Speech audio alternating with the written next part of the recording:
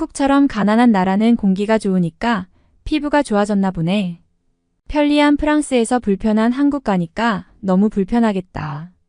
여기 한국에 건너간 친구와 통화를 하고 있는 여성이 있습니다. 오늘의 사연 시작합니다. 안녕하세요. 저는 프랑스에 살고 있는 마리입니다. 프랑스의 가장 멋진 도시인 투레트에서 살고 있어요. 사실 멋진 도시라고는 하지만 시골에 가까운 도시이고 여러 가지 정보도 정말 많이 부족한 동네이기도 하죠. 솔직히 말하자면 한국이라는 나라에 대해서도 최근에 알게 되었을 정도로 정말 바보처럼 살았다는 표현이 맞을 거예요. 아직도 인터넷이 잘 터지지 않는 동네도 있을 정도이니까요. 저는 최근까지 카페에서 아르바이트를 하면서 대학교 생활비를 벌고 있었죠. 제가 아르바이트를 그만둔 것은 제 친구인 소피의 영향을 받았기 때문이에요. 소피가 자꾸 한국에 간 엘라를 만나러 가자고 했거든요. 소피와 엘라와 저는 고등학교 때부터 굉장히 친한 친구였는데 엘라가 한국에 시집을 가게 되면서부터 멀어지게 되었고 점점 각자의 삶을 살게 되게 되었습니다. 엘라는 고등학교를 갓 졸업한 시기에 한국에서 혼자 여행 온 승수를 만났죠. 결국 두 사람은 사랑을 하게 되었죠. 저와 소피가 그 둘의 사랑을 지지한다고 말하면서도 한국인처럼 가난한 아시아의 사람을 만나는 것에 대한 걱정을 많이 했어요. 사실 아시아에 대한 인식이 좋지 못한 것이 사실이잖아요. 워낙 그들은 가난한 삶에 찌들어 있고 제대로 먹지를 못해서 말라가고 있죠. 수상가옥 혹은 판자집에서 살면서 각종 벌레들이 득실거리는 곳에서 온 가족이 수십 명씩이나 살고 있는 모습을 보면 굉장히 힘든 곳이 한국이라는 나라잖아요. 분명 승수는 가머니설로 엘라를 꼬셨던 것이 분명하고 엘라는 승수의 말만 믿고 한국에 가서 살게 되었던 것이죠. 엘라의 아버지는 일찍 돌아가셨기 때문에 든든한 가장이 있어야 한다는 열망 같은 것이 있었을지도 몰라요. 그런 측면에서 엘라는 분명 결혼을 빨리 할 것 같다는 생각을 했었죠. 하지만 그때까지도 저는 엘라가 한국에 가게 될 줄은 전혀 예상하지 못했어요. 그녀가 승수를 만나고 사랑에 빠진 것은 너무 빠르게 일어난 일이었죠. 고등학교를 갓 졸업한 어린 나이에 승수와의 만남은 마치 영화의 한 장면처럼 느껴졌어요. 엘라는 언제나 세심하고 신중한 사람이었지만 그 사랑만큼은 깊고도 순수했던 것 같아요. 그래서 처음에는 그가 한국에 돌아가면 어떻게 될지에 대한 걱정이 점점 커졌죠. 우리는 소피와 함께 엘라에게 걱정스럽게 말했어요. 한국은 너무 다른 나라야. 그곳에서 잘 지낼 수 있을까? 라고 말하면서도 사실 우리 마음 한편으로는 아시아에 대한 편견이 있었죠. 한국이라는 나라에 대한 우리의 인식은 좋지 않았고 그런 곳에서 엘라가 행복할 수 있을지 의문이 들었습니다. 우리는 그곳이 전통적인 수상가옥과 판자집이 가득한 어려운 환경을 상상하며 엘라가 그곳에서 힘든 삶을 살게 될까봐 두려워했죠. 하지만 엘라는 그런 걱정들을 듣고도 승수와의 사랑을 확신하며 한국으로 떠나게 되었어요. 그녀가 승수에게 끌린 이유는 단순히 사랑뿐만 아니라 아버지의 부재로 인해 든든한 가장이 필요했던 마음이 커졌을지도 모른다고 생각했죠. 그런 마음이 엘라를 더 빠르게 결혼으로 이끌었을 거예요. 심지어 아버지가 돈을 벌기 위해 높은 곳에 올라가셔서 페인트 칠을 하시다가 낙상으로 인해 돌아가셨기 때문에 그러한 상처를 잘 매만져줄 사람이 필요했을 것입니다. 승수의 성격은 무언가 가식적인 것 같았고 섬세하고 따뜻한 척하며 엘라를 많이 도와주었죠. 엘라는 한국인들의 특성이 원래 이렇다면서 저희 보고 한국인 남자친구를 사귀면 정말 많은 대우를 받을 거라고 했지만 엘라가 그런 승수의 꼬임에 넘어가는 모습이 무언가 안타까웠죠. 프랑스에서는 절대 볼 수 없는 느낌의 자상함이었으니까요. 소피와 저는 승수가 나쁜 사람이 아니길 바랐지만 말이죠. 아시아라는 나라도 너무 걱정이 되었습니다. 아시아의 대표인 중국인들이 유럽에서 어떤 행동을 보이는지만 보아도 알거든요. 아시아에서 가장 거대한 나라가 중국이고 중국인들의 말로는 아시아는 중국으로 통한다고 하기 때문에 그들의 모습을 보면 아시아를 충분히 알 수 있었습니다.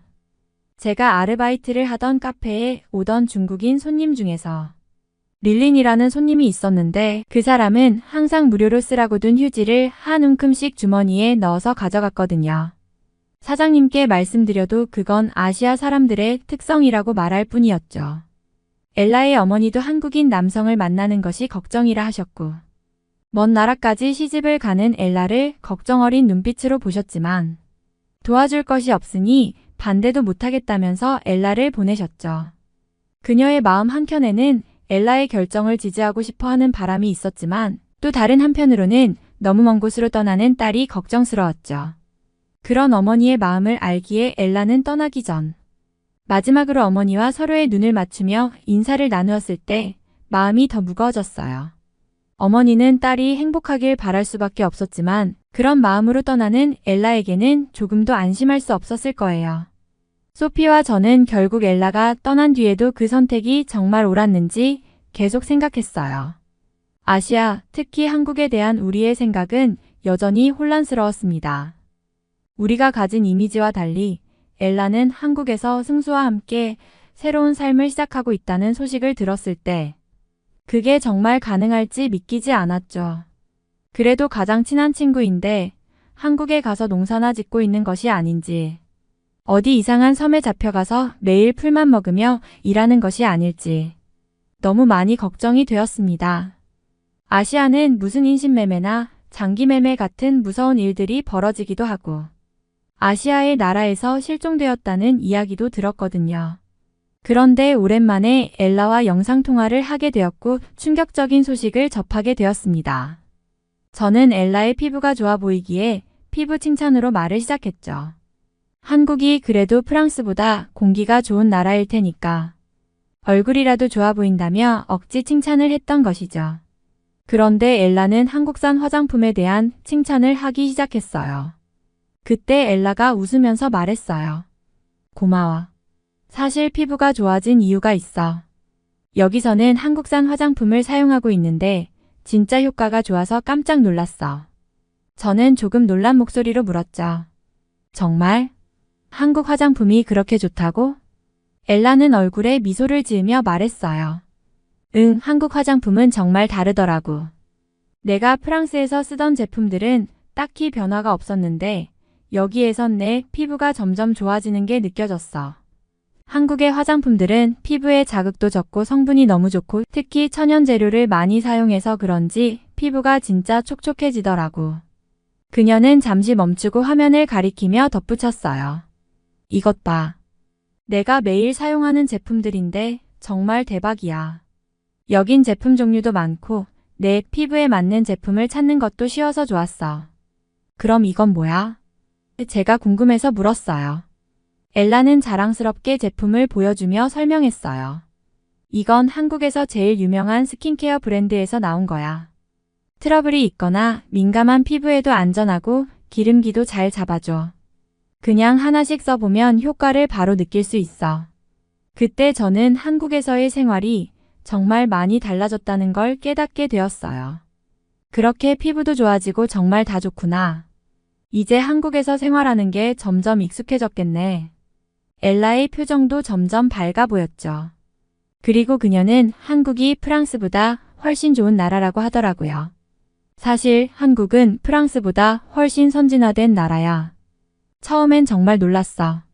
지하철, 버스, 공공기관, 시스템 모든 것이 최첨단이라서 여기서 생활하는 게 너무 편리하다고 느껴졌어. 예를 들어 지하철은 정말 정확하게 도착하고 버스도 언제 올지 앱으로 알 수 있어. 특히 교통이 이렇게 잘 되어 있는 나라는 정말 보기 드물어. 그녀는 잠시 말을 멈추고 스마트폰 캡처 화면을 보내주며 말을 이어갔어요. 여기선 거의 모든 게 디지털로 되어 있어서 공공기관이나 병원 예약도 다 온라인으로 할 수 있어. 시스템이 정말 잘 되어 있어서 기다릴 필요가 거의 없고 내가 필요한 모든 정보도 바로 찾아볼 수 있어. 프랑스에서는 이런 걸 기대하기 힘든데 여기선 생활이 정말 편리하고 효율적이야. 엘라의 목소리는 확신에 차 있었어요. 여기서는 정말 모든 것이 빠르고 정확해. 예를 들어 병원에서 예약하고 가면 기다리는 시간도 적고 진료도 빨리 끝나. 그리고 음식도 항상 신선하고 어디를 가든 청결한 환경이 유지돼. 여기서는 전혀 불편함을 느끼지 못하고 있어. 그녀의 말에 소피와 저는 점점 더 놀라운 마음을 감추지 못했어요. 정말 한국은 그렇게 편리한 나라였구나. 소피가 말했어요. 저는 믿을 수가 없었습니다. 저는 그동안 부모님의 말을 들으며 자라왔고 아시아에 대한 그들의 시각은 깊게 자리 잡고 있었어요. 한국, 중국, 일본을 포함한 아시아는 모두 뭔가 낯설고 위험한 곳처럼 느껴졌죠.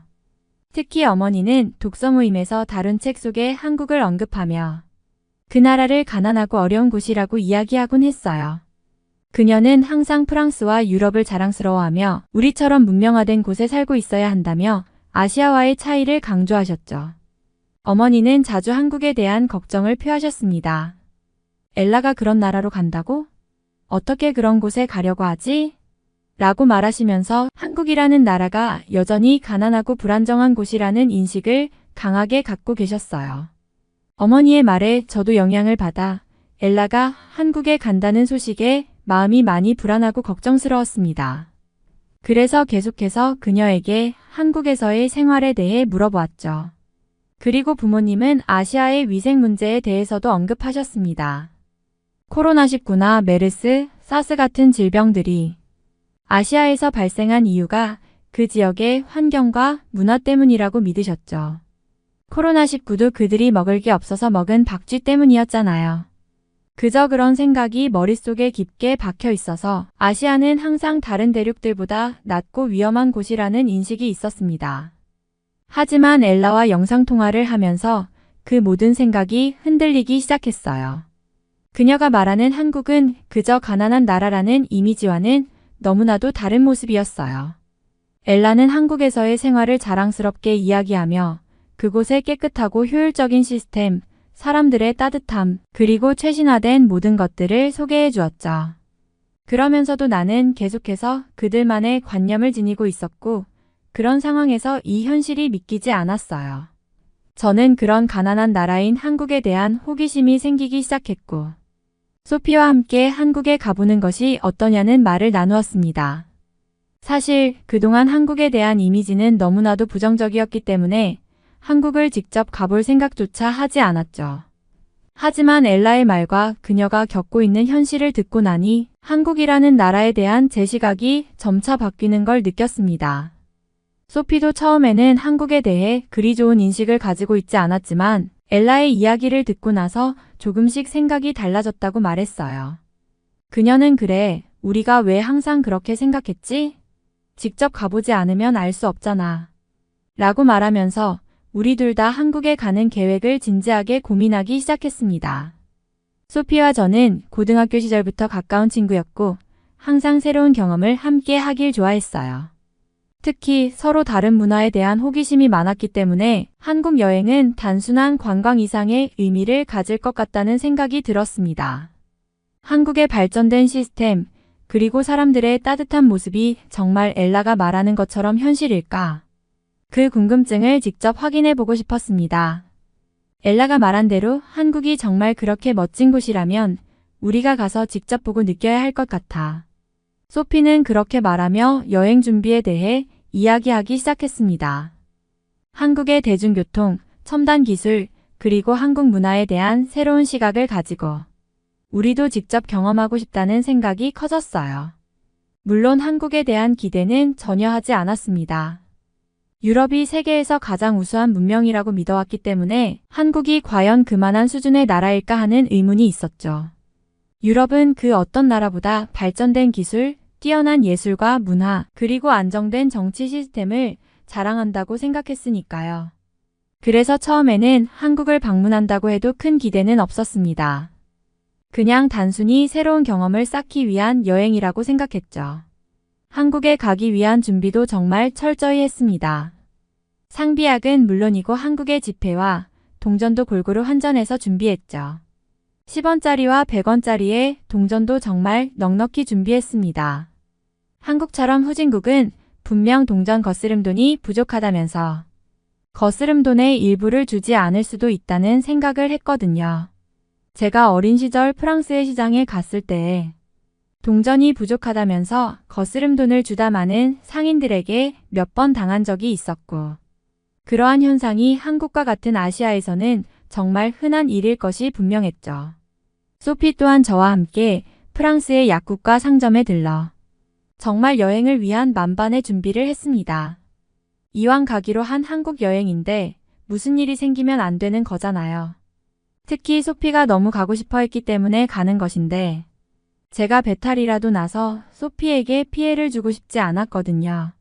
저의 어머니 또한 아는 사람 중에서 아시아 여행을 갔다가 배탈이 나서 얼굴이 헬쑥해진 채로 프랑스로 돌아온 지인 이야기를 해주시며 아시아는 유럽인처럼 깨끗하게 살지 않기 때문에 무조건 길거리 음식을 먹지 말고 코카콜라 캔음료 등의 안전한 식품만 먹어야 한다고 했죠. 그렇게 준비물을 철저히 챙기고 나서 드디어 한국 여행을 떠날 날이 다가왔습니다. 아침 일찍 공항에 도착해 비행기를 타고 긴 여정 끝에 한국에 도착했을 때 저는 생각보다 많은 것들이 달라져 있다는 사실에 충격을 받았습니다. 도착한 인천공항은 생각보다 훨씬 크고 현대적이었죠. 공항 내부는 깨끗하고 사람들은 친절하게 우리를 맞이해 주었습니다. 심지어 공항 직원은 영어로도 매우 능숙하게 응대해 주었죠. 이 모든 것이 예상과는 너무 달랐습니다. 엘라와 승수를 만나고 나서 한국에 대한 제 시각은 그야말로 뒤집어졌습니다.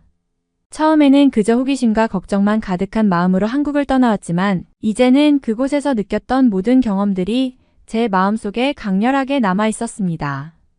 엘라와 승수를 만나기 위해 서울로 갔을 때 한국의 현대적인 면모를 체험할 수 있는 곳으로 안내해 주었습니다. 그때부터 한국은 제 머릿속에서 후진국이라는 고정관념을 완전히 깨버리기 시작했죠. 서울의 도심은 그야말로 미래적이었습니다. 도심을 지나며 보는 고층 건물들은 모두 세련되었고 길거리는 늘 정돈되어 있었어요. 길거리에 쓰레기 하나 없이 깨끗하고 사람들이 서로를 존중하는 모습이 정말 인상적이었습니다.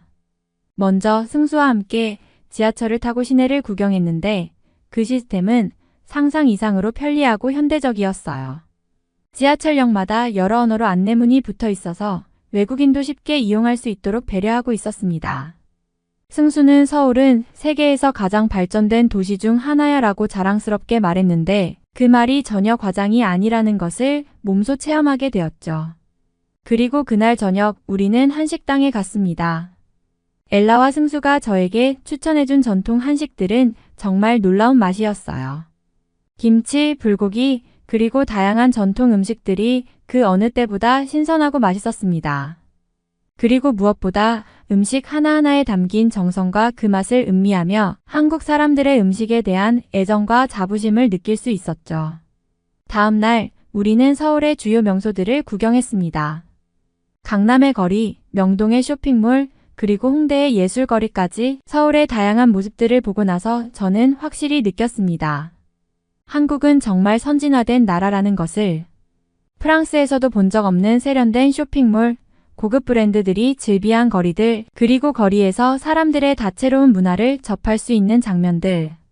모든 것이 매끄럽고 정교하게 조화를 이루고 있었습니다. 서울에서의 며칠 동안 저는 한국의 기술력과 인프라의 발전에 감탄하지 않을 수 없었어요.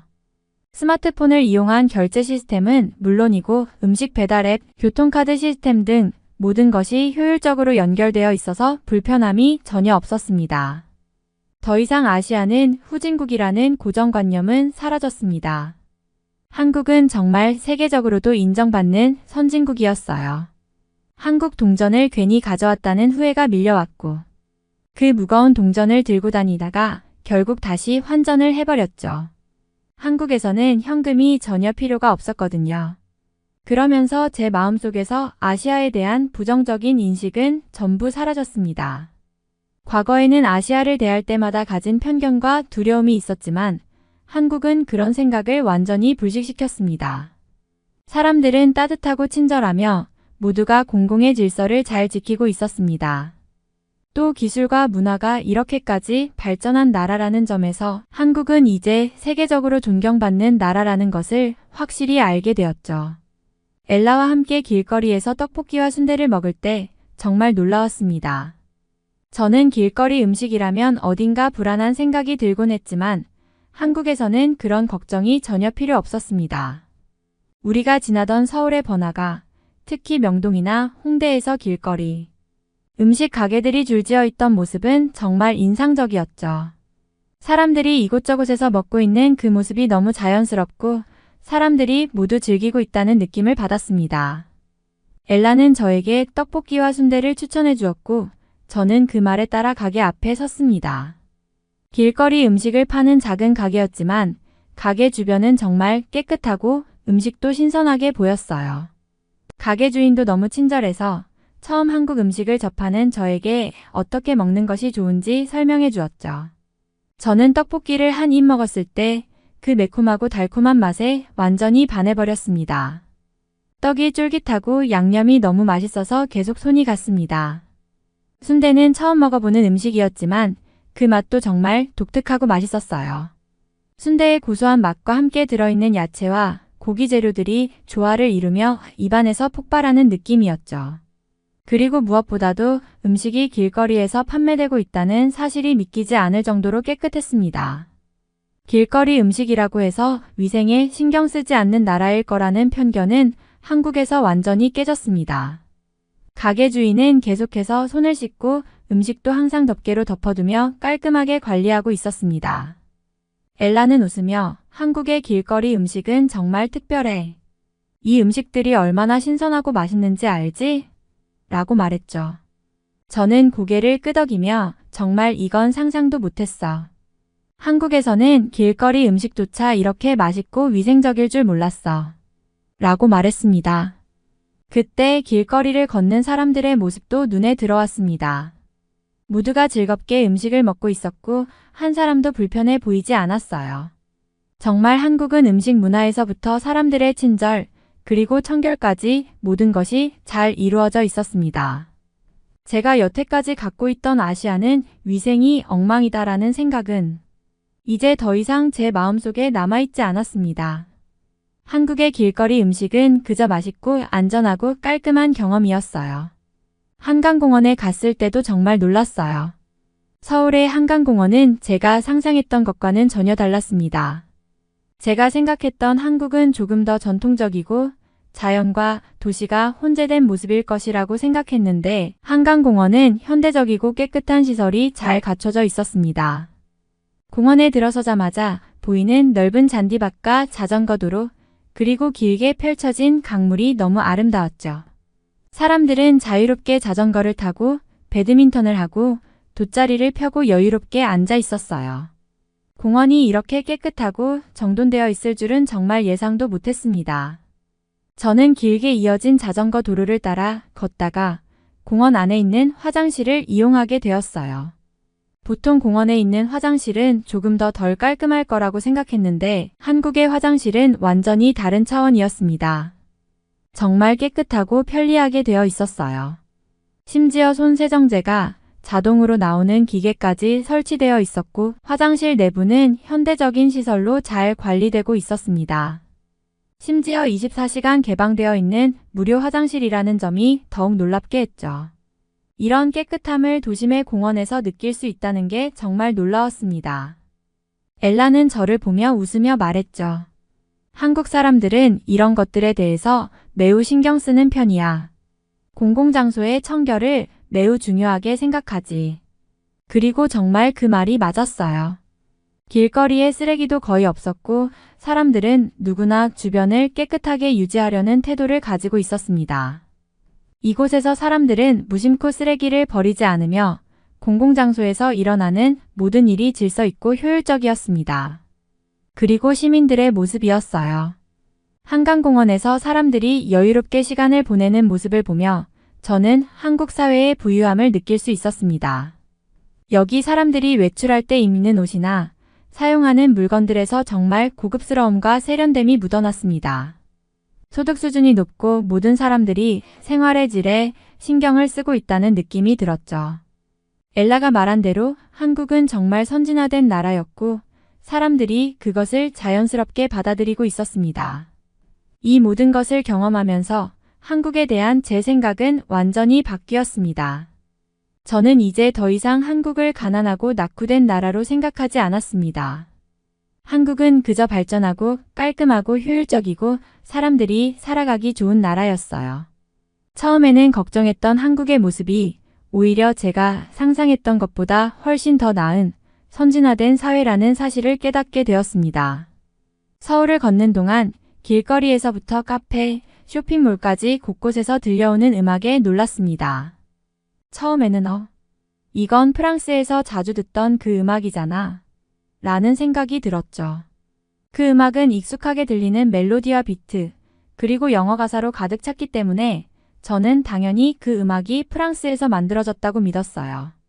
프랑스에서 길거리에서 자주 들었고 그 음악이 전 세계적으로 인기 있다는 것도 알았으니까요. 하지만 엘라가 옆에서 웃으며 말했어요. 이 음악은 K-팝이야. 한국에서 만들어진 음악이야. 그 말을 듣고 저는 깜짝 놀랐습니다. K-팝. 처음에는 믿을 수가 없었어요. 저 음악이 한국에서 나온 거라고? 제가 프랑스에서 많이 들었던 음악이 그토록 세계적인 인기를 끌고 있다는 사실도 놀라웠고 그 음악이 한국에서 만들어졌다는 것에 더 큰 충격을 받았죠. 프랑스에서 K-팝을 자주 들었던 저로서는 그 음악이 한국의 대중문화에서 나온 것이었다는 사실을 알지 못했던 거죠. 저는 그저 미국이나 유럽에서 만들어진 최신 음악인 줄 알았고 K-팝이란 단어도 그저 하나의 장르명쯤으로만 생각했던 것이었어요. 하지만 서울에서 그 음악이 거리마다 울려 퍼지고 있는 걸 보며 이 모든 음악이 한국에서 만들어진 것이라니 라고 생각하니 정말 믿기지 않았습니다. 그 순간 저는 한국이 그저 다른 아시아 국가 정도로 여겨졌던 제 인식에서 벗어나 대중문화와 음악 산업에서 매우 강력한 나라임을 확실히 깨닫게 되었습니다. K-팝이 전 세계적으로 큰 인기를 끌고 있다는 것, 그리고 그 음악이 바로 한국에서 나온 것이었다는 사실을 이제야 진지하게 이해할 수 있었죠. 이 경험은 한국에 대한 저의 생각을 완전히 바꾸는 계기가 되었어요. 승수와 엘라가 한국의 온돌 문화에 대해 설명해 주었을 때 저는 또 한 번 놀랐습니다. 엘라가 말하길 한국의 온돌은 정말 특별해. 바닥에서 난방이 되기 때문에 한국식 호텔에 가면 아무리 추운 겨울이라도 전혀 춥지 않다니까. 저는 그런 시스템이 있다는 걸 전혀 몰랐어요. 한국의 바닥 난방은 전통적인 온돌 시스템을 현대식으로 발전시킨 거라고 했죠. 그동안 저는 겨울마다 집 안에서 바람을 피하려고 난방기를 몇 시간씩 켜놓고 추위와 싸우며 지냈었죠. 하지만 한국에 와서 그 따뜻함을 직접 경험한 뒤로 그 효율성에 감탄하게 되었어요. 승수와 엘라는 온돌의 원리를 설명하며 한국에서는 오랜 역사를 가진 이 난방 방식이 집안의 온도를 고르게 유지해주기 때문에 겨울철에도 집안이 언제나 아늑하다고 말했어요. 온돌은 불을 바닥 밑으로 보내는 방식인데 예전에는 돌을 데워서 그 열을 바닥을 통해 전달했거든요. 이제는 물을 데워서 바닥에 있는 파이프를 통해 열을 전달하는 시스템으로 바뀌었지만 여전히 그 원리는 같아. 승수가 그렇게 덧붙였죠. 호텔에서 잠자리에 들 때 바닥이 따뜻한 것이 너무 편안했고 그 덕분에 밤새 추위를 전혀 느끼지 않았어요. 온돌 덕분에 침대에 누워서도 바닥의 따뜻함이 전해져 몸이 편안하게 풀리는 느낌이 들었죠. 그때 한국이 이렇게 첨단화된 난방 시스템을 가지고 있다는 사실을 처음 알게 되었습니다. 단순히 겨울을 나기 위한 방편이 아니라 사람들의 일상에 편리함과 효율성을 주는 시스템임을 깨닫게 된 거예요. 승수와 엘라가 그렇게 한국의 문화를 자랑스럽게 이야기하는 모습이 정말 부러웠습니다. 그들의 삶 속에서 한국의 전통과 현대가 조화를 이루며 사람들 간의 따뜻함과 효율성이 모두 자연스럽게 녹아있는 듯한 느낌을 받았죠.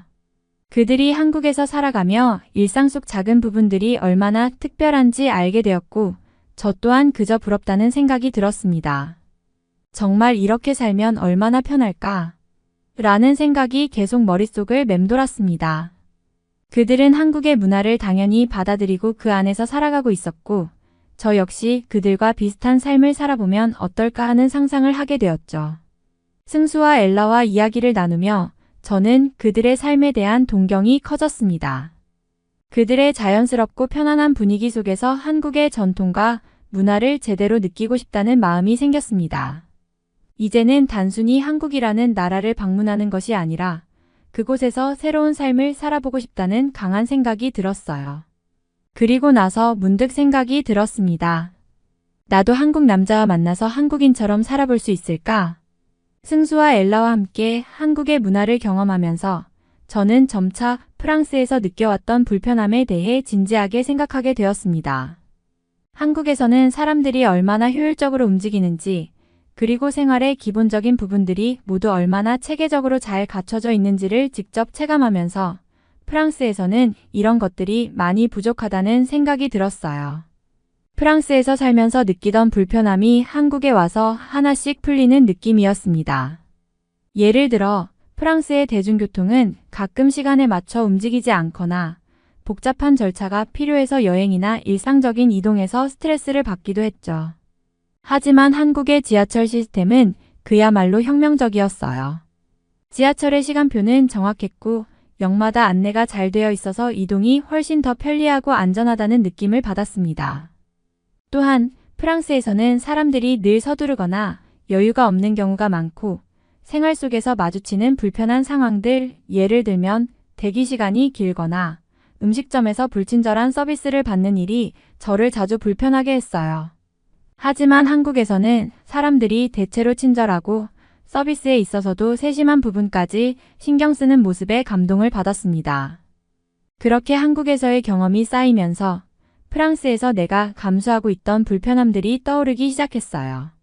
물론 프랑스는 아름다운 문화와 전통을 가진 나라이지만 한국에서 느낀 효율성과 편리함은 그동안 내가 생각하지 못했던 부분들이었고 그 부분에서 차이를 느끼게 된 거죠.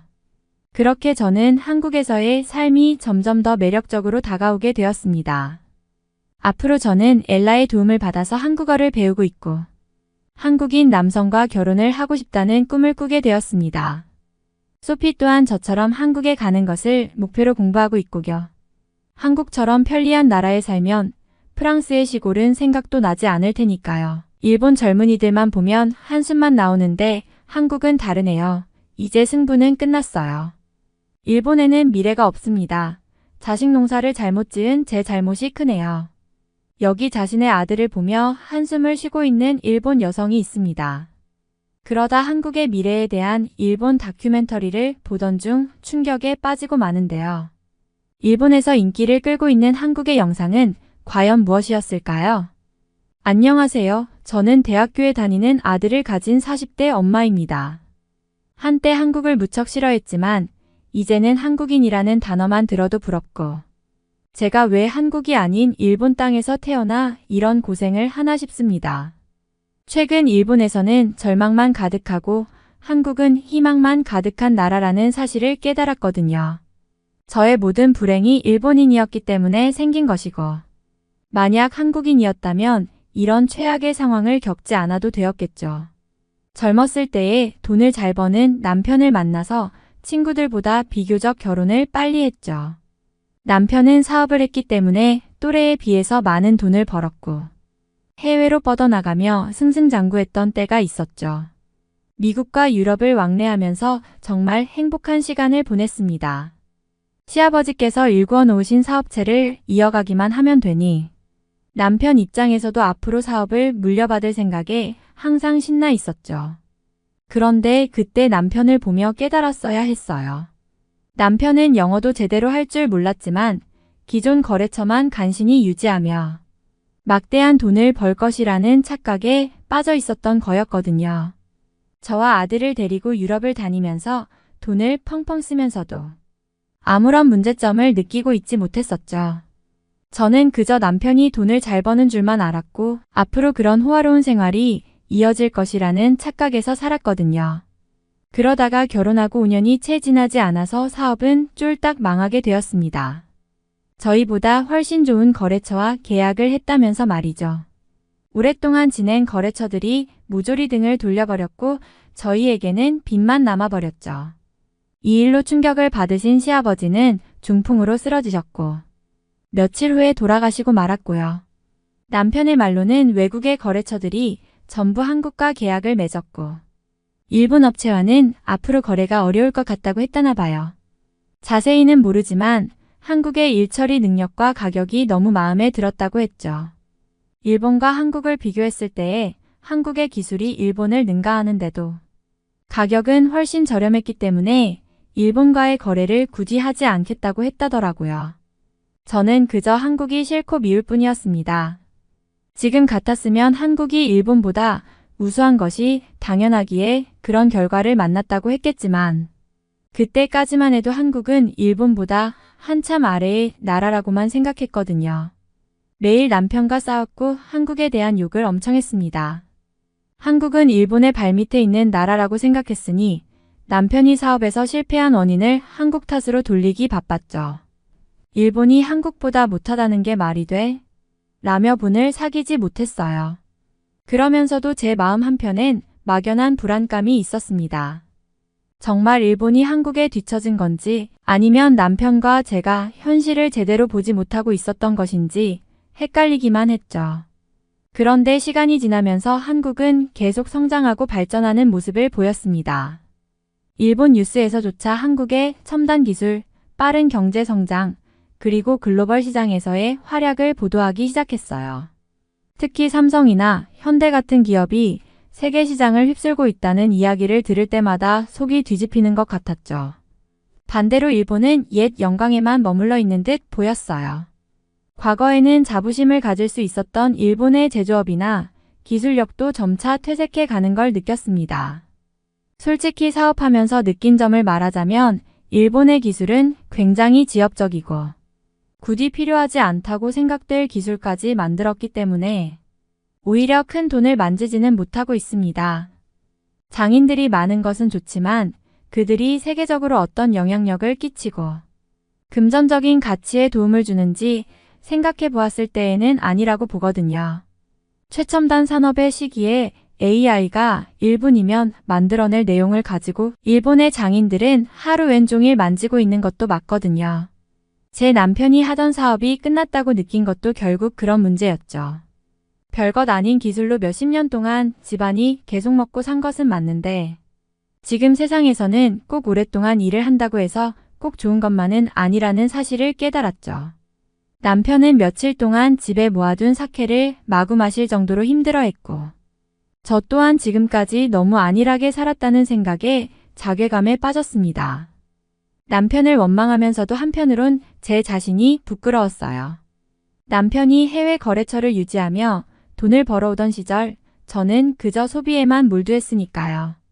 유럽에서 명품 가방을 사고 고급 레스토랑에서 식사를 하면서도 이런 생활이 영원히 지속될 거라 믿었던 제가 어리석었죠. 그러다 어느 날 저녁 아들과 함께 저녁 식사를 마치고 거실에서 TV를 켰습니다.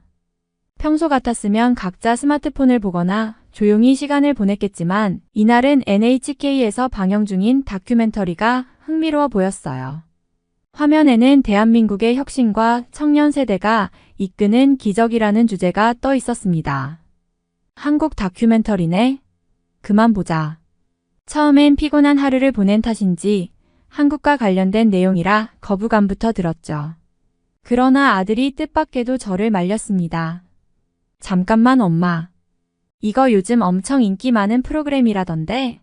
친구들도 이거 보고 한국이 대단하다고 하더라고. 놀랍게도 아들은 이미 이 다큐멘터리에 관심을 가지고 있던 모양이었습니다. 저는 어쩔 수 없이 자리에 앉아 아들과 함께 다큐멘터리를 보기 시작했죠. 화면 속에는 한국의 청년 창업가들이 등장했습니다. 그들은 20대 초반의 나이에 이미 글로벌 무대에서 활약하고 있었어요. IT 기술을 바탕으로 한 혁신적인 스타트업, 세계적인 관심을 받고 있는 AI와 로봇 개발, 그리고 친환경 에너지 기술까지. 그들의 이야기는 단순히 성공의 사례를 나열하는 것이 아니라 그 과정에서 겪은 실패와 도전을 담아내고 있었습니다. 특히 한 장면이 인상 깊었습니다. 서울에서 대학을 졸업한 뒤 친구들과 함께 스타트업을 창업한 한 청년이 말했죠. 처음에는 아무도 우리의 아이디어를 믿지 않았어요. 하지만 정부의 지원 덕분에 첫 단계를 넘을 수 있었고 지금은 세계 10개국에 진출했어요. 이 말을 들으며 저는 속으로 생각했습니다. 우리 일본에도 이런 시스템이 있다면 얼마나 좋을까? 다큐멘터리는 이어서 한국 사회의 젊은이들이 어떻게 실패를 두려워하지 않고 도전하는 문화를 만들어가는지 보여줬습니다. 그들은 부모 세대와는 다른 사고방식으로 글로벌 무대에서 일본은 물론 다른 나라들까지도 능가할 정도의 실력을 자랑하고 있었어요. 다큐멘터리를 보던 중 아들은 한숨을 쉬며 말했습니다. 엄마, 솔직히 말해서 일본에서 저런 학생들은 본 적이 없어. 한국 애들은 뭔가 달라. 다큐멘터리에서 나온 사람들처럼 뭔가에 열정적으로 도전하는 사람들 말이야. 그 말을 듣는 순간 마음이 철렁 내려앉았습니다. 제가 한때 한국을 비난했던 것도 그리고 지금의 일본 현실에 대한 불만도 사실 모두 인정하기 싫은 진실을 마주하기 두려웠기 때문이라는 걸 깨달았어요. 아들은 계속 말을 이어갔습니다. 일본은 지금 히키코모리로 가득한 것 같아. 나도 솔직히 뭘 해야 할지 모르겠고 주변 친구들도 대부분 그냥 하루하루 버티는 느낌으로 살아. 근데 한국 애들은 다르잖아. 뭔가 목표가 있고 실패해도 다시 도전하는 모습이 멋있어 보였어. 히키코모리라는 말에 저는 뜨끔했어요. 우리 사회에서 점점 늘어나는 젊은 세대의 단절, 사회와의 거리감, 그리고 도전에 대한 두려움이 아들의 세대에서도 깊이 자리 잡고 있다는 걸 깨달았거든요. 그러면 너도 뭔가 해보고 싶은 거 있어? 조심스레 물었지만 아들은 고개를 저었습니다. 하고 싶다고 해도 어디서부터 시작해야 할지 모르겠어. 일본에서는 그런 환경도 기회도 없잖아. 실패하면 그냥 끝이고 누구도 두 번째 기회를 안 주니까. 그 말에 저는 가슴이 먹먹해졌습니다. 과거에는 성공만을 꿈꾸며 살았지만 지금은 실패조차 두려워 도전하지 않는 아이들의 현실을 보며 부모로서 무언가 잘못해온 건 아닐까 싶었어요. 아들의 이야기를 들으며 다시 다큐멘터리에 집중하던 중 한국의 사업 재도전 지원 프로그램에 대한 내용이 나왔습니다. 사업 실패를 경험한 자영업자들이 다시 일어설 수 있도록 정부가 체계적으로 지원하는 다양한 프로그램들이 소개되고 있었어요. 화면에는 한 식당 주인이 나와 자신의 이야기를 들려줬습니다. 처음에는 가게가 망하고 모든 걸 잃은 줄 알았어요. 그런데 정부에서 재기 프로그램을 통해 재교육도 받고 재창업 자금을 지원받아서 다시 시작할 수 있었죠. 지금은 같은 실수를 반복하지 않으려고 열심히 배우고 있습니다. 그 말을 듣는데 갑자기 남편의 얼굴이 떠올랐습니다. 남편이 사업에 실패했을 때 일본에서는 그런 지원을 전혀 받을 수 없었죠. 오히려 빚더미에 올라앉은 저희를 더욱 압박하는 사회 분위기만 존재했습니다. 주변에서는 실패를 책임지라며 손가락질했고 심지어 가족들조차 등을 돌린 경우도 있었으니까요. 저희 부부는 재기할 기회는커녕 다시 시작할 의욕조차 잃어버릴 수밖에 없었던 겁니다. 아들도 이 장면을 보고 분노 섞인 목소리로 말했습니다. 왜 일본엔 저런 게 없지? 실패한 사람은 그냥 끝인가? 사업이 실패하면 사회적으로 매장당하는데 한국은 실패를 도와주는 프로그램도 있고 오히려 재도전할 수 있게 지원까지 해주는 거야. 너무 부럽다. 사실 남편도 사업 실패 후 갱생의 기회를 간절히 원했지만 일본에서는 그런 시스템이 전무했어요. 그저 자신이 선택한 길이니 감당하라는 식의 사회적 분위기와 실패는 곧 낙오라는 인식만 존재했죠. 그에 비해 한국은 실패를 성장의 과정으로 여기고 사회적으로 재기를 돕는 구조를 만들어가고 있었습니다. 엄마, 일본에서 사업 실패하면 그게 끝이지. 다시 시작할 엄두도 못 내게 만들어버리잖아. 근데 한국은 완전 다르네. 아들의 말에 저는 묵묵히 고개를 끄덕였습니다.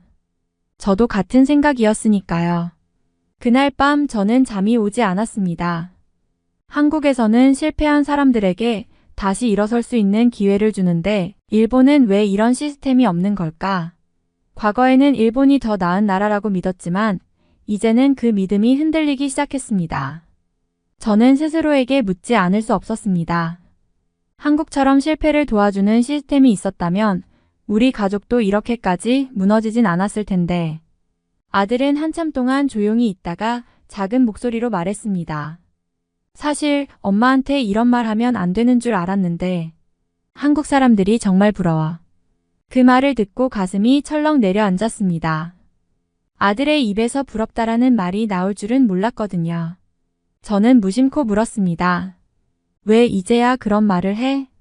아들은 고개를 푹 숙이며 답했습니다. 한국 얘기만 하면 아빠가 화내잖아. 예전에도 내가 한국 기술 대단하다고 했더니 아빠가 얼굴이 시뻘개져서 소리쳤잖아. 그 뒤로는 그냥 말을 삼켰어. 그 말을 들으니 마음이 찢어지는 것 같았습니다. 남편의 자존심 때문인지 아니면 저희 둘 다 일본의 현실을 인정하고 싶지 않았던 것인지 가족 안에서조차 한국이라는 단어가 금기어가 되어버렸던 겁니다. 아들은 그동안 속으로 얼마나 많은 생각을 억눌러야 했었을까요? 아들은 고개를 끄덕이며 말했어요. 요즘 대학교에서 만난 친구들 중 대부분이 한국어를 조금씩 할 줄 아는 경우가 많다고 했죠. 처음에는 단순히 K-팝이나 드라마 때문에 배우는 줄 알았는데 그게 아니라고 했어요. 친구들 말로는 한국이 앞으로 더 크게 성장할 나라라서 한국어를 배우면 취업이나 해외 경험에 큰 도움이 된다고 했죠. 그래서 다들 한국 문화에 관심을 갖고 심지어 한국 기업에 취직하고 싶어하는 친구들도 많다고 했어요. 그 말을 듣고 마음이 무겁더라고요. 일본 젊은이들이 더는 일본 안에서만 기회를 찾으려 하지 않고 해외로 눈을 돌리고 있다는 것은 알고 있었지만 그 방향이 한국이라는 사실은 처음 알게 됐어요. 아들은 씁쓸한 미소를 지으며 자신만 한국에 대해 아는 게 없다고 했어요. 한국어는커녕 한국에 대해 아는 게 드라마나 뉴스에서 본 게 전부라며 그러다 보니 친구들 대화에 끼지도 못하고 위축된다고 했죠. 항상 일본이 한국보다 대단한 나라라고 큰 소리만 치는 남편 때문에 괜히 자식만 히키코모리처럼 집에서 나가지도 않고 한국 청년들처럼 도전하는 정신도 없어져 버렸잖아요.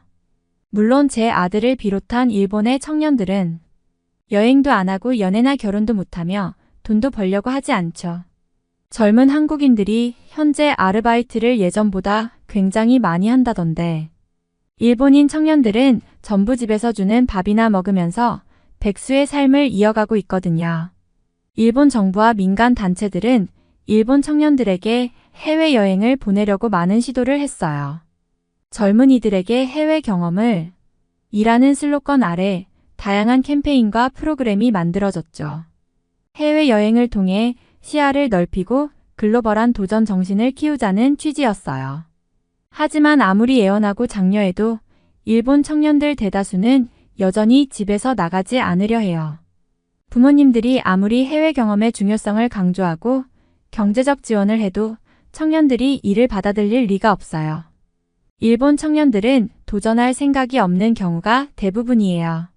왜냐하면 그들 중 많은 사람들은 집에서 편안하게 지내는 것이 가장 중요하다고 생각하고 새로운 환경에 나가는 것보다는 익숙한 곳에서 안정감을 느끼기를 선호하거든요. 부모가 아무리 해외로 보내려 해도 그들은 외부의 세계에 대해 흥미를 가지지 않아요. 결국 부모의 기대와는 달리 그들은 여행은 물론 자신을 변화시키는 어떤 도전에도 관심이 없어요. 저희 아들도 그랬어요. 해외에 나가보라고 얼마나 권유했는지 모르겠어요.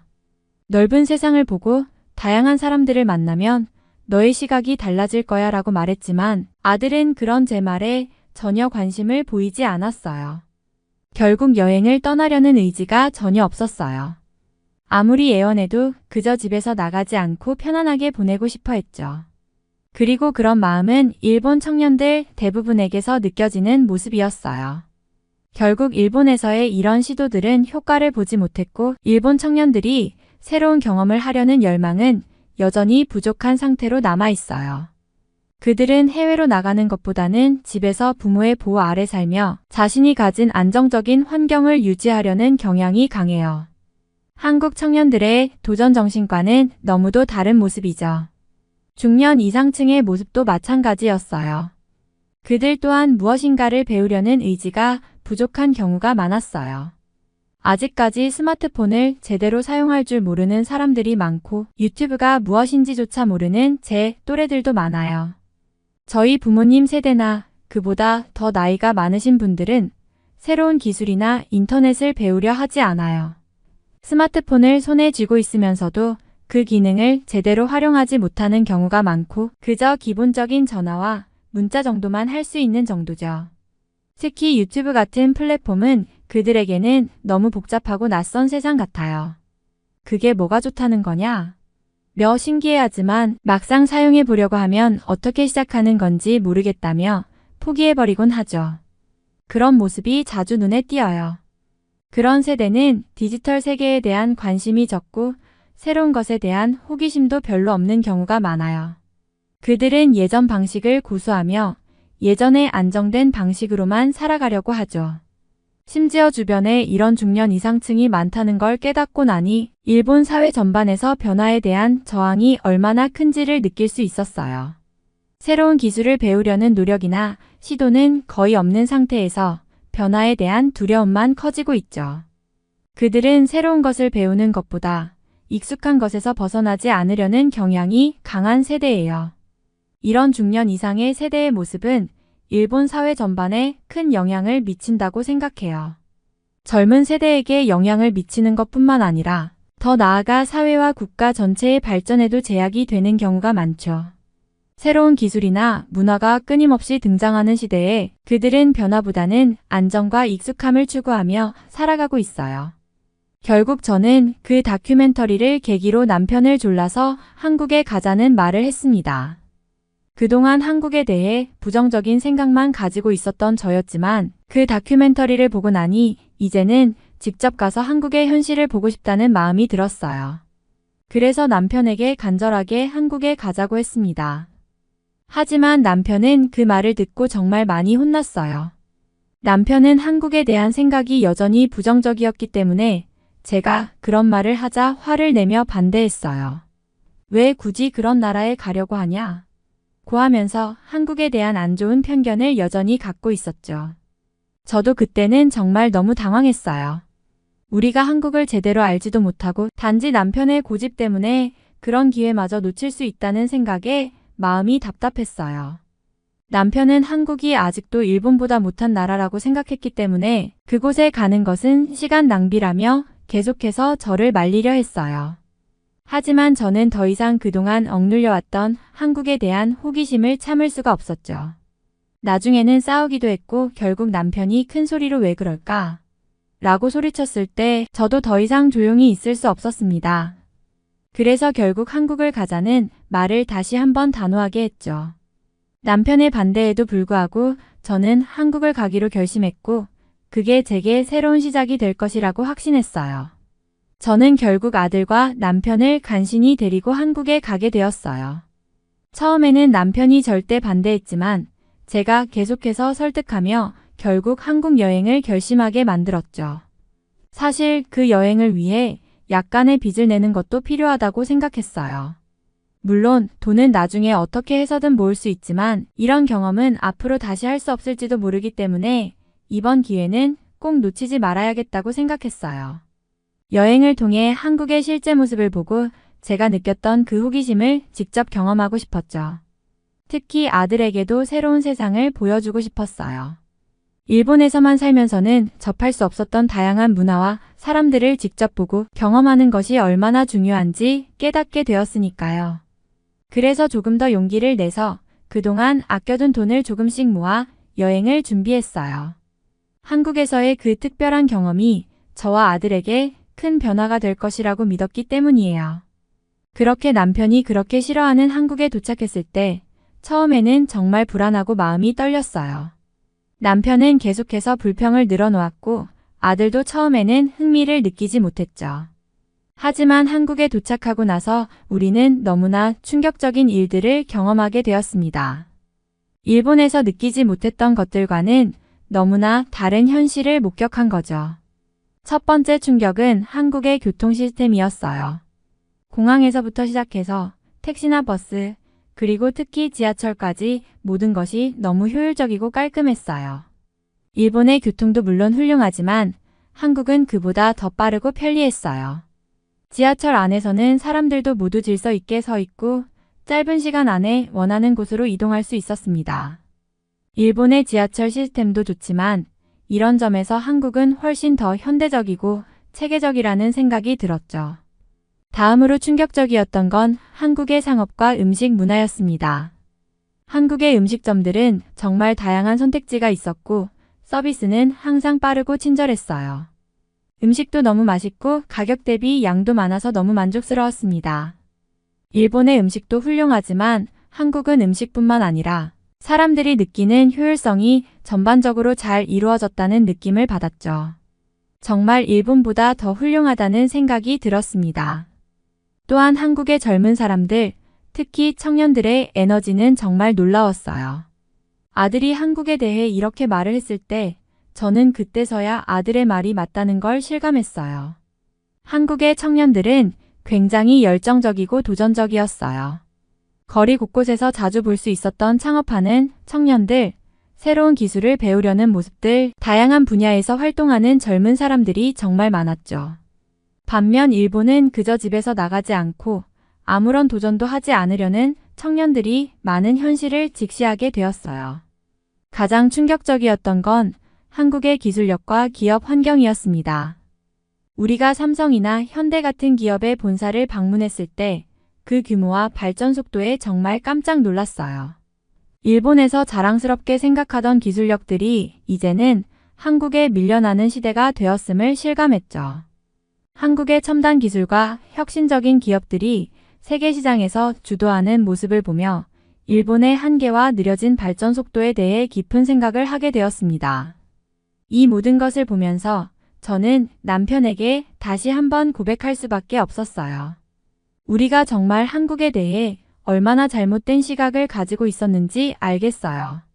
한국은 일본보다 더 나은 점이 많고 우리가 상상했던 것보다 훨씬 더 강한 나라였어요. 남편은 처음에는 말을 잇지 못했지만 그 후로는 조금씩 한국에 대한 편견을 접고 변화의 필요성을 느끼기 시작했어요. 그리고 또 하나의 충격적인 사실은 한국의 물가가 일본보다 훨씬 비쌌다는 점이었어요. 처음에는 조금 혼란스러웠습니다. 식사 한 끼의 가격이나 길거리에서 볼 수 있는 물건들의 가격이 일본보다 높다고 느껴졌거든요. 특히 서울 시내의 고급 쇼핑거리나 레스토랑들은 일본에서는 상상할 수 없을 만큼 고급스러웠습니다. 거리를 걷다 보면 사람들이 모두 고급차를 몰고 스타일리시한 옷을 입고 전체적으로 한눈에 봐도 여유로워 보였어요. 일본에서 그렇게 많은 사람들이 고급스러운 생활을 한다는 느낌은 거의 없었기 때문에 그 풍경을 보며 정말 말도 안 될 정도로 놀랐습니다. 남편은 더욱 충격을 받았어요. 젊었을 때 중국을 여행한 경험이 있던 남편은 당시 중국의 가난하고 불안정한 모습을 기억하고 있었기 때문에 한국도 아마 비슷한 상황일 거라고 생각했거든요. 하지만 그가 한국을 처음 보고 느낀 것은 전혀 달랐어요. 그는 중국과는 전혀 다른 한국의 경제적인 발전을 보고 그 자리에서 손을 떨며 충격을 받았죠. 어떻게 한국이 이렇게 부강해질 수 있었지? 라며 반복적으로 말하면서 그는 그동안 가진 선입견을 완전히 깨는 경험을 했습니다. 한국이 가난하고 개발이 덜 된 나라일 거라고 생각했던 그가 이제는 그 모든 생각을 뒤집어야만 했어요. 한국은 정말 빠른 속도로 발전하고 세계 경제에서 중요한 역할을 하는 나라로 성장해 있었고 그 모든 것이 눈앞에서 확실히 드러났죠. 남편은 믿을 수 없다는 표정을 지으며 한동안 아무 말도 하지 않았습니다. 그가 정말 놀랐던 건 한국이 중국처럼 가난할 것이라고 예상했지만 그곳은 완전히 다른 세상이었다는 사실이었습니다. 아들도 자신을 부끄럽게 느낀 것 같았어요. 우리가 보기에는 참 멋진 아들이지만 한국에 와서 그의 모습이 조금 초라해 보였던 것 같아요. 특히 한국의 젊은이들은 너무 멋지게 꾸미고 다니기 때문에 아들이 그들과 비교되면서 자신감이 많이 떨어진 것 같았어요. 길거리에서 만나는 한국의 젊은 사람들은 모두 스타일리시하고 패션에 신경을 쓰는 모습이 눈에 띄었죠. 머리부터 발끝까지 세련되게 꾸미고 체격도 좋고 외모도 뛰어난 사람들을 자주 보니 아들이 자신이 그들과 비교되어 촌스럽다고 느낀 듯 했습니다. 아들은 한국에 와서 키도 작은 편이고 외형적으로도 다소 부족하다고 생각되었어요. 일본인들은 평균적으로 키가 작고 체형도 한국인들에 비해 조금 더 왜소한 경우가 많아요. 한국의 젊은 사람들은 키가 크고 체격도 좋은 사람들이 많아서 아들은 한국인들과 비교되며 점점 더 자신감을 잃어갔습니다. 그러면서 자기도 모르게 부끄러워하고 자신을 더욱 돌려보는 시간을 가졌어요. 그가 한국인들은 정말 멋지다며 자신을 더욱 가꾸어야겠다는 생각을 했다고 할 때 저는 그저 웃으면서 너무 걱정하지 마라고 말했지만 아들의 마음속에서는 자신과 한국인들의 차이를 크게 느꼈을 거예요. 특히 대학가나 인파가 많은 지역에서는 한국이 정말 저출산 국가가 맞나 싶을 정도로 젊은 사람들이 많았어요.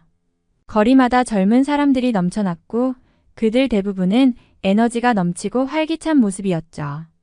쇼핑몰이나 카페, 거리에서 만나는 사람들은 대부분 젊은 세대였고 그들의 패션과 태도는 매우 자신감 있어 보였어요.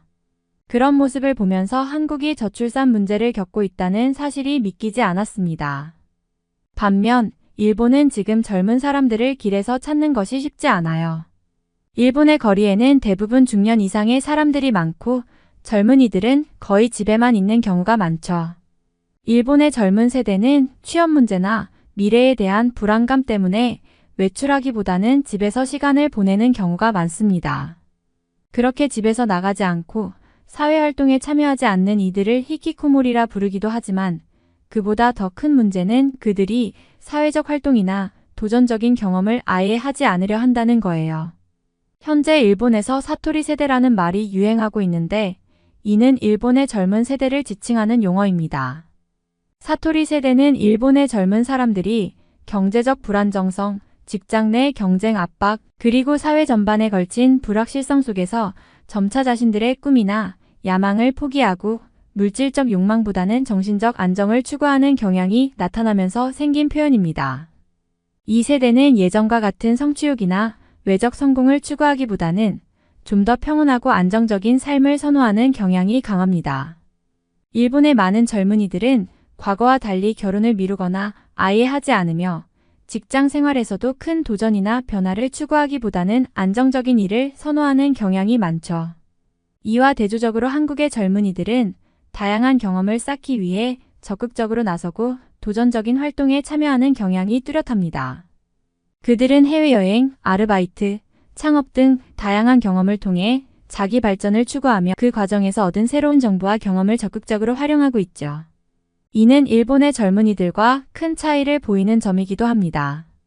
한국은 인구가 적고 일본보다 뒤처진 나라라고만 생각했었죠. 그저 일본이 모든 면에서 더 발전된 나라라고 믿었기 때문에 한국에 대해 별다른 관심을 가지지 않았습니다. 하지만 저희 가족 모두 한국에 가고 나서 왜 사업이 망했는지 뼈저리게 깨달았어요. 그동안 일본의 안일한 생각과 한국의 빠른 발전을 놓고 비교해보니 가장 큰 차이는 바로 도전의식과 근면함이었어요. 한국인들은 매일매일 도전하고 어려운 상황 속에서도 포기하지 않으며 끊임없이 발전을 향해 나아갔습니다. 그들의 일하는 태도, 열정, 그리고 작은 일에도 최선을 다하는 모습은 정말 놀라웠습니다. 반면 일본은 예전의 영광에 안주하고 있는 것 같았어요. 우리나라 사람들처럼 변화를 추구하는 정신은 점점 사라지고 안정적인 삶을 추구하는 경향이 커졌죠.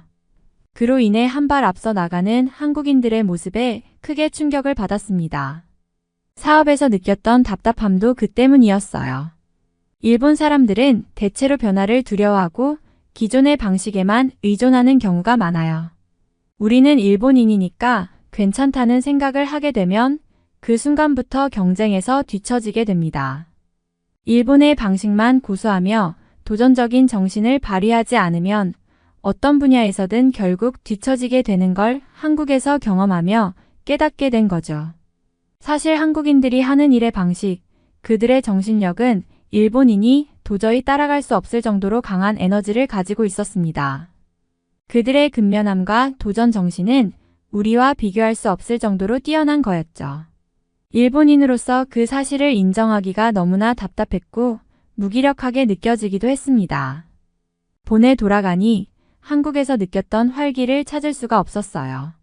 거리마다 넘쳐나는 젊은 에너지와 도전적인 분위기, 그리고 사람들의 열정적인 삶의 태도를 한국에서 경험한 후 일본의 일상은 너무나 조용하고 무미건조하게 느껴졌습니다.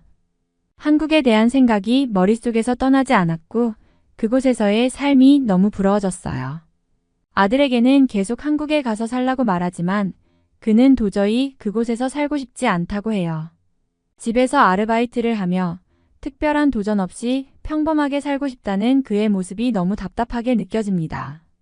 한국에서 만난 사람들처럼 열정적으로 살고 무엇인가를 이루려는 의지가 없다는 생각에 속이 터질 지경이에요. 정말 한국 사람들은 부럽습니다. 그들은 끊임없이 도전하며 자아를 실현하려고 애쓰는 모습이 눈에 선합니다. 그들처럼 살아보지 못한 채 일본에서 계속 무기력하게 하루하루를 보내는 것에 대한 답답함이 커져만 갔습니다. 한국에 살고 싶은 마음이 계속 커지면서 아들 역시 그곳에서 더 나은 삶을 살아갈 수 있을 거라는 생각을 했지만 결국 그가 원하는 삶을 이해하려고 하니 더욱 힘들어지더라고요. 한국의 젊은이들과 한국의 부모 세대가 너무 부러울 뿐입니다. 앞으로 일본과 한국의 격차는 점점 벌어질 것이 분명하고 일본은 점점 쇠퇴할 것 같다는 생각만 드네요. 이번 사연은 여기서 마무리하도록 하겠습니다. 끝까지 시청해주셔서 감사드립니다. 좋아요와 구독은 영상 제작에 큰 힘이 됩니다. 꼭 한 번씩만 눌러주세요. 감사합니다.